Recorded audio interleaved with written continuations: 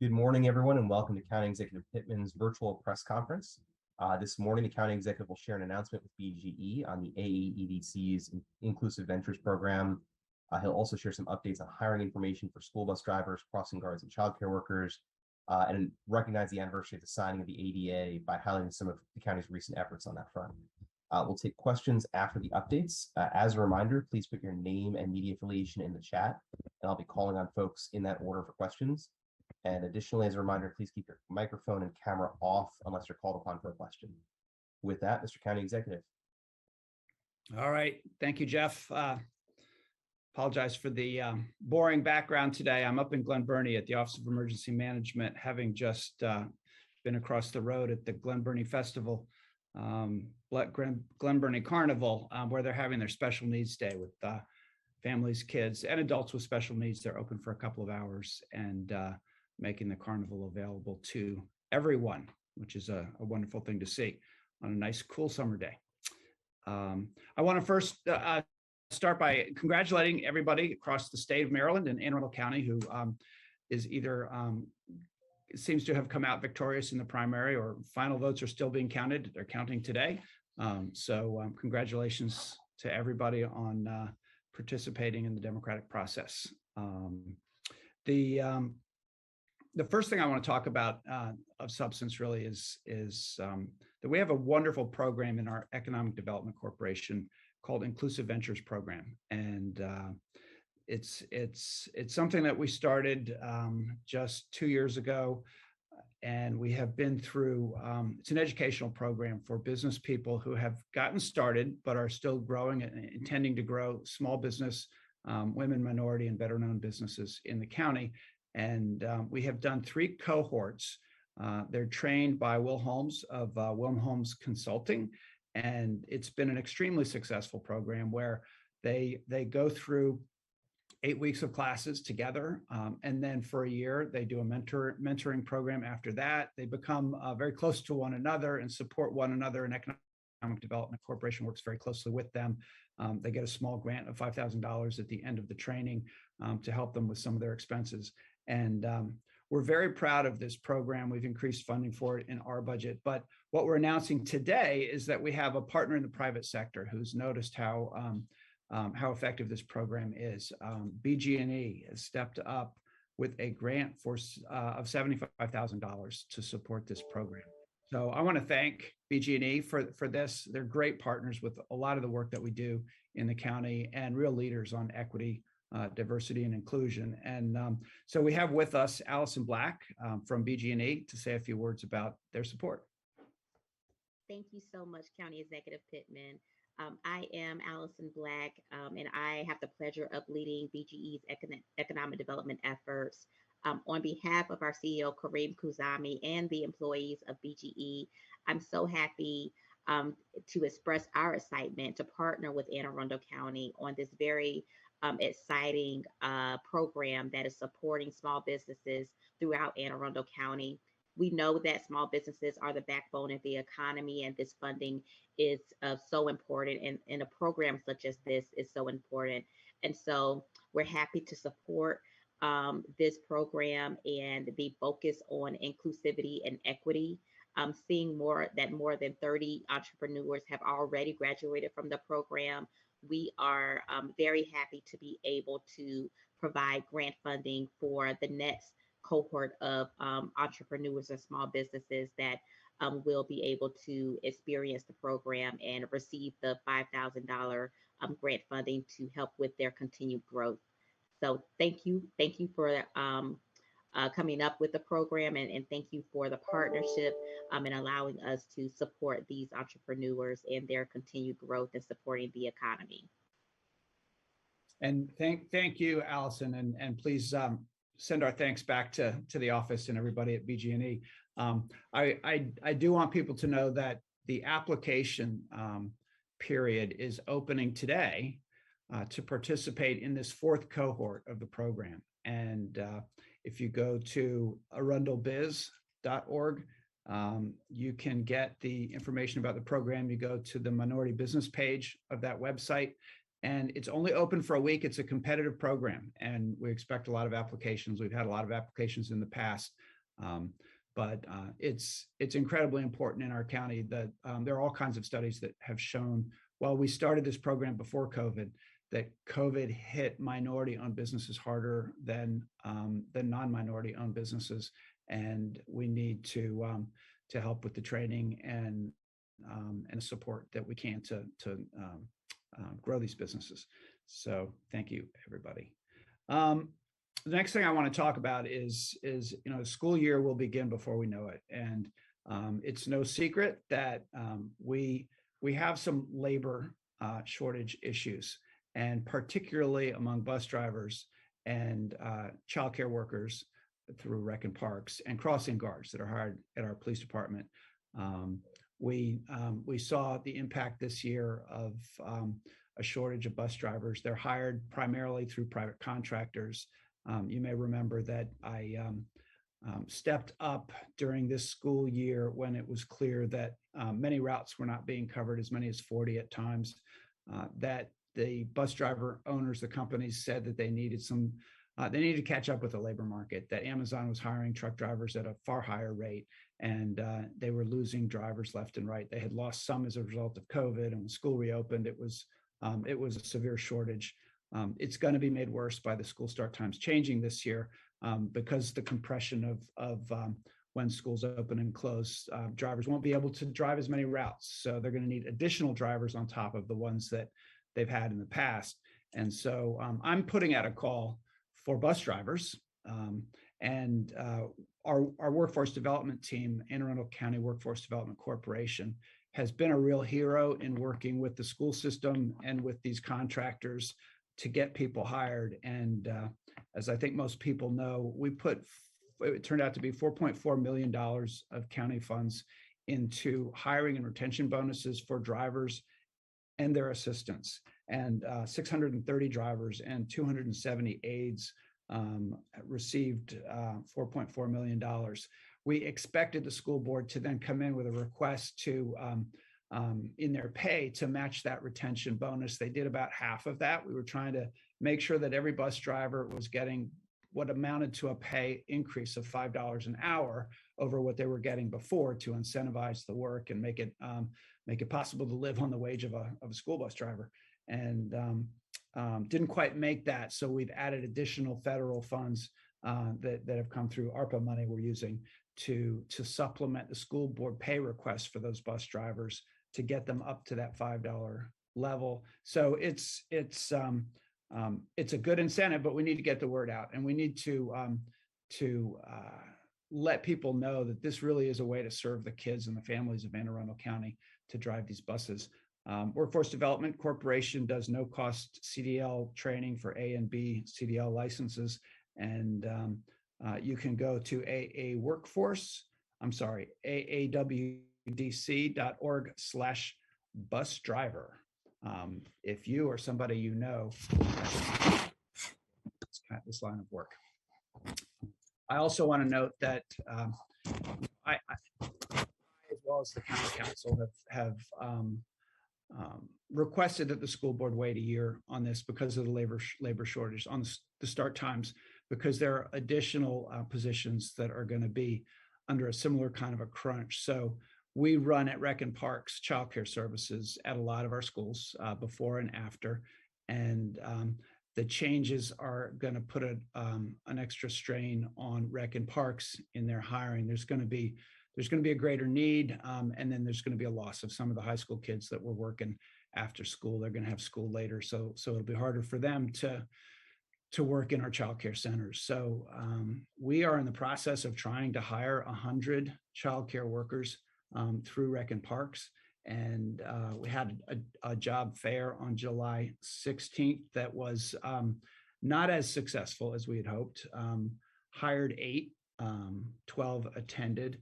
And they are going to continue doing the work, but we need to put out the call that there are job opportunities at Anne Arundel Rec and Park. So go to aacounty.org/rec parks, and that will take you where you need to go to be able to access those jobs. I mean, I do want to say that we have a childcare shortage all over this county, and it's all over this country, really. We have a waiting list right now this year of 2,370 families. And last year it was 1,174. So it's a greater waiting list than we have ever had because we have a fairly affordable program through Rec and Parks. And we need to at least fill the jobs that we have and grow that program. We're hoping that the blueprint and pre-K for all is going to help in future years, and economic development is going to be working with entrepreneurs to start childcare centers, but we have a long way to go. And this is something that our families need desperately in our county. So step up and serve your community as a childcare worker. And then finally, the police department hires the crossing guards that help our kids get to school across the roads where they're walking to and from school. And we have a shortage there as well. And there's also going to be a compression issue with the new start times there, so that there are crossings that we expect at this point are unstaffed. They're hiring at the police department. Thelma Swaggart can be reached about that. Her phone number is 410-222-6866.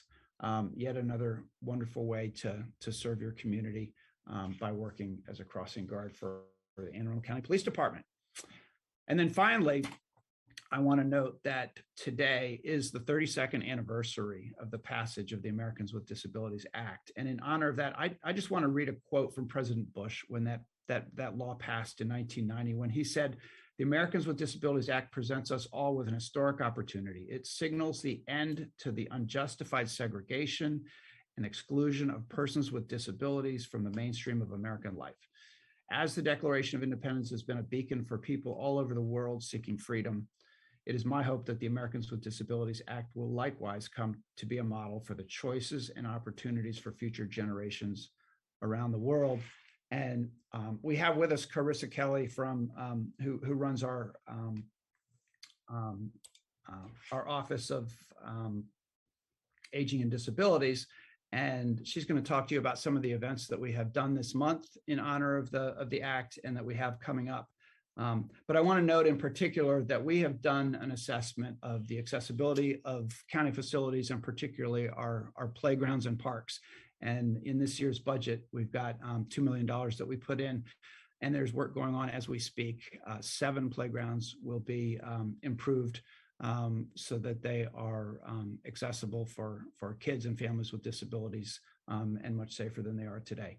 So congratulations to everybody at Rec and Parks for that work. Carissa, can you give us a quick rundown on some of the activities that are going on this month? Absolutely. Thank you, Mr. County Executive.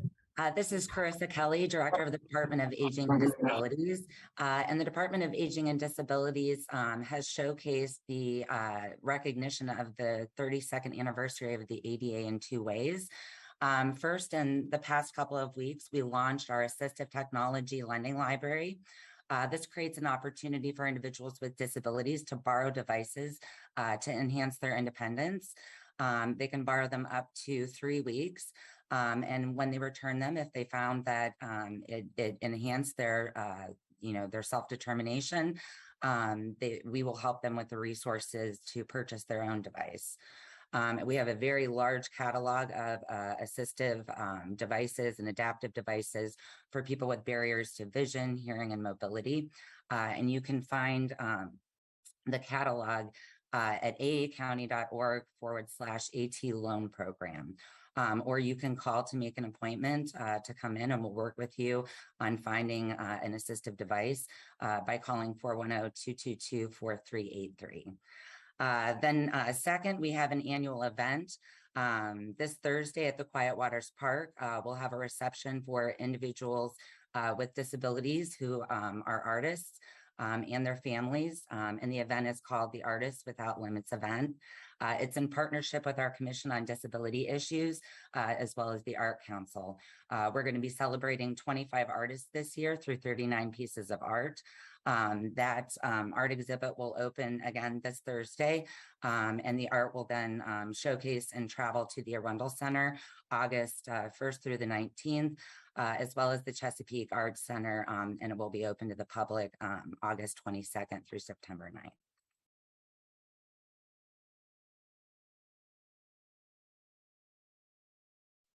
Oh, Mr. County Executive, if you can unmute. Okay. Yes, great program, and I look forward to seeing all that art, and I hope others will as well. So back to you, Jeff. All right, with that, we'll open it up for questions. Again, if you've got a question, please put your name and media affiliation in the chat. First up, we've got Rachel Casella from the Capitol. Hi, Mr. County Executive. I wanted to ask you a couple more questions on the school bus issue. And I think first, and just kind of generally, at the end of the school year, we had as many outages as we had at the beginning of the school year. What do you plan on doing in this coming year to help address that issue? Do you think the $4 million that was invested made a dent? And what more is needed to solve the problem? Yeah, I know that the $4 million had a positive impact. I've heard that from drivers, and I've heard that from workforce development and from the companies that are doing the hiring when they do these job fairs. That's what they're promoting. That's what they're using to get people in the door. There would have been more routes not covered. It would have increased during the year rather than it decreased. It went up and down in waves. But I know there was a period where there were about 15 to 17 routes not covered. It's still too much. One is too many. But when the labor market is, everybody's wages are going up and you're not, you're going to start losing people. So we absolutely had to invest in those retention bonuses and up their pay.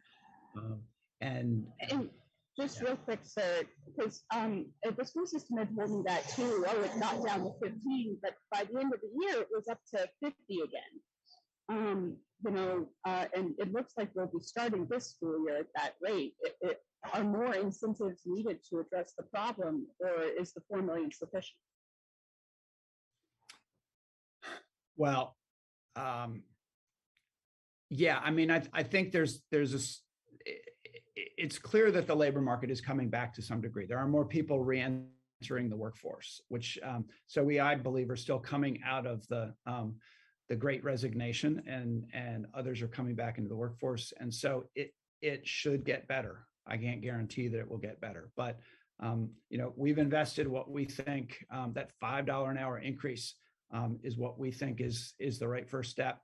And we could continue to throw money at it, but I'm not sure that it would necessarily get us where we need to go. And every one of these contractors is under an obligation to fulfill the contract. And they're also looking at all of their benefits and looking at all the other workforce issues that can make the jobs more attractive. But it's a national problem; it's everywhere.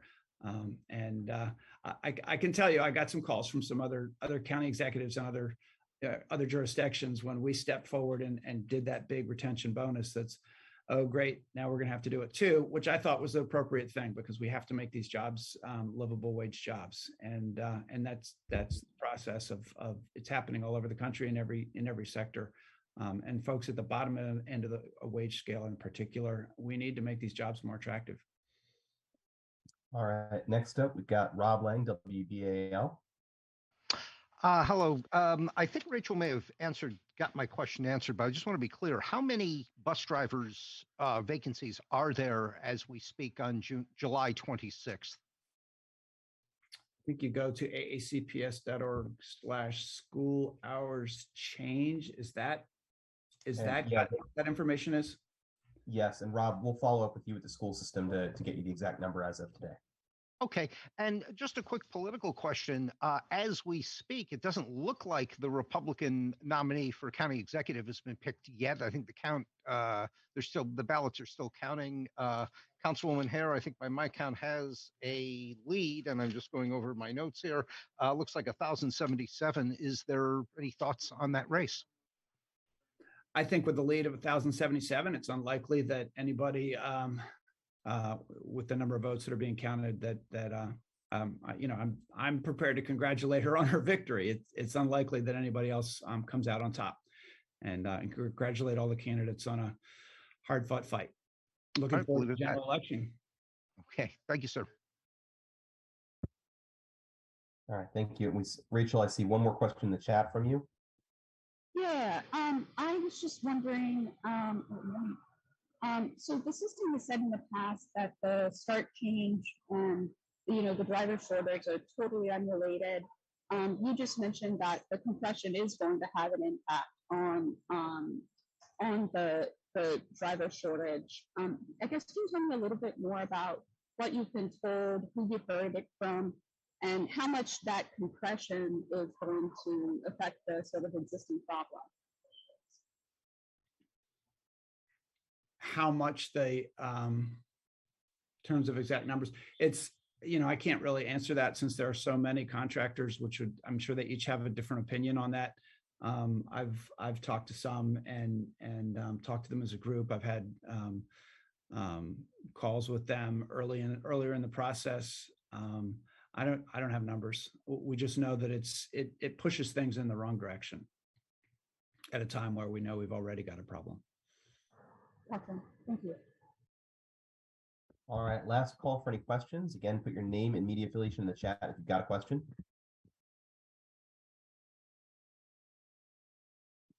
All right, we'll wrap there. See you all next week.